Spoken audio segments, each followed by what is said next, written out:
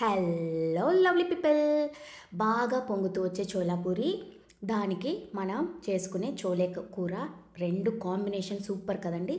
ఈ చోలే భటూరే ఎలా చేయాలో ఇవాళ నేను మీకు చూపిస్తున్నాను. ఇలా చేత్తో తుంచితే తునిగిపోయేంత సాఫ్ట్ భటూరే చోలే అయితే నోట్లో వేసుకుంటే అలా అమోఘమైన రుచితో ఉండే చోలే ఎలా చేయాలో నేను ఇవాళ మీకు చూపిస్తాను.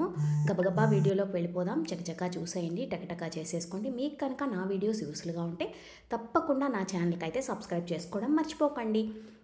ముందుగా మనం ఏం చేస్తామంటే ముందు రోజు రాత్రే కాబూలీ చెన ఉంటుంది కదండి, తెల్ల శనగలు నానబెట్టుకోవాలి. ముందు రోజు నైటే నానబెట్టుకుంటే పొద్దునకి చక్కగా నానిపోతాయి. ఇప్పుడు వీటిని కుక్కర్లో పెట్టి ఒక 3 విజిల్స్ వచ్చే వరకు ఉడికించుకుంటే మెత్తగా ఉడికిపోతాయి అన్నమాట. సో ముందు మనమైతే శనగలు ఉడికించి రెడీ చేసి పక్కన పెట్టేసుకోవాలి. ఇప్పుడు మనం కడాయి వేడి చేసుకొని దాంట్లో 1 స్పూన్ నూనె వేసుకొని ఒక ఉల్లిపాయ సన్నగా తరుక్కొని వేసుకోవాలి. ఒక టమోటా, నేనైతే చిన్న టమోటాలు 2 తీసుకున్నాను. తర్వాత ఒక 10 నుంచి 15 జీడిపప్పు వేసి చక్కగా వీటిని వేయించండి. ఇవి బాగా మగ్గిపోయాక వీటిని బాగా చల్లారనిచ్చి వీటినైతే ఒక మిక్సీ జార్లోకి తీసుకోండి. ఈ ఉల్లిపాయలు టమోటాలు వేడిగా ఉన్నప్పుడు మిక్సీ వేయకండి, బాగా చల్లారనివ్వండి. ఇప్పుడు ఇవి బాగా చల్లారిపోయాయి. దీంట్లో మనం ఉడికించుకున్న శనగలు కూడా ఒక గుప్పెడు వేసి దీన్ని చక్కగా పేస్ట్ లాగా అయితే రుబ్బి పెట్టుకోవాలి. చూడండి, పేస్ట్ అయితే రెడీ అయిపోయింది. ఇప్పుడు మనం చోలే ఎలా చేయాలో చూసేద్దాం. కడాయి వేడి చేసుకుని దీంట్లో 2 చెంచాల నూనె వేసుకోండి. వెన్న వేసుకున్నా కూడా ఇంకా బాగుంటుంది. ఇప్పుడు దీంట్లో మనం హోల్ బిర్యానీ మసాలా వేసేస్తాము. తర్వాత సన్నగా తరిగి పెట్టుకున్న ఉల్లిపాయ ముక్కలు, అల్లం వెల్లుల్లి పేస్ట్ వేసుకుంటున్నాం. ఉల్లిపాయ ముక్కలు ఎంత సన్నగా తరుక్కుంటే కూర అంత బాగుంటుంది. సన్నగా తరుక్కోండి. ఇప్పుడు అల్లం వెల్లుల్లి పేస్ట్ కూడా వేసుకుని వీటిని చక్కగా ఒకసారి కలిపేయండి. ఉల్లిపాయలు బాగా వేగాలి, అంటే కొంచెం కలర్ మారాలి. ఎంత ఉల్లిపాయలు మంచి కలర్ వస్తే కూర అంత టేస్టీగా ఉంటుందన్నమాట. సో ఇప్పుడు మనకి ఉల్లిపాయలు కొంచెం వేగే వరకు వేయించుకున్న తర్వాత దీంట్లో మనమైతే ఒక చిటికెడు పసుపు వేసుకుంటున్నాం మంచి రంగు రావడానికి మన కూరకి. తర్వాత దీంట్లో 2 చెంచాల ధనియాల పొడి అండి. ధనియాల పొడి మనకి 2 చెంచాలు తీసుకుంటే సరిపోతుంది.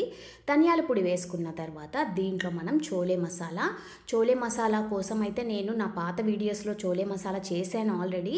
అది మీరు ఒకసారి చూడండి. లేదంటే మనకి షాప్స్లో కూడా రెడీగా దొరుకుతుంది చోలే మసాలా, అది మనం తీసుకోవచ్చు. తర్వాత దీంట్లో 1 చెంచా ఎండు కారం అయితే మనకి రుచికి తగ్గట్టు వేసుకోవాలండి. ఇది మనం ఎంత కారం తింటామనేది దాన్ని బట్టి కారం వేసుకోవాలి. కారం వేసుకున్న తర్వాత దీన్నైతే మనం ఒకసారి చక్కగా కలిపేయాలి. ఈ మసాలాలన్నీ ఈ నూనెలో చక్కగా వేగాలన్నమాట. ఇప్పుడు మనం చోలే మసాలా వేసేసుకున్నాము. తర్వాత వీటిని బాగా కలిపేసి కసూరి మేతి దొరుకుతుందండి, అంటే ఎండబెట్టిన మెంతాకు. ఇది ఒక బ్యూటిఫుల్ ఫ్లేవర్ ఇస్తుంది మన చోలేకి, కాబట్టి కొంచెం కసూరి మేతి వేసుకోండి. తర్వాత దీంట్లో మనం ముందుగా చేసి పెట్టుకున్న టొమాటో జీడిపప్పు పేస్ట్ ఉంది కదా, అది దీంట్లో వేసేద్దాం. ఇప్పుడు ఈ మసాలాలో మనం వేసిన పేస్ట్ కూడా చక్కగా వేగాలి. ఆల్రెడీ మనం ఉల్లిపాయ టమోటా వేయించుకున్నాం కాబట్టి దీనికైతే పెద్ద టైం ఏం పట్టదు. చక్కగా ఇలా మీరు కలిపేయండి. చూసారా ఆ కలరే ఎంత బాగుందో. ఈ గ్రేవీ కూడా చాలా థిక్గా చాలా టేస్టీగా ఉంటుందండి. ఇప్పుడు మనం దీంట్లో రుచికి సరిపడా ఉప్పు వేసుకుందాం. ఉప్పు వేసుకున్న తర్వాత మనం ఆల్రెడీ ఉడికించి పెట్టుకున్న శనగలు ఉన్నాయి కదా, కాబూలీ శనగలు, అవి దీంట్లో వేసేద్దాం.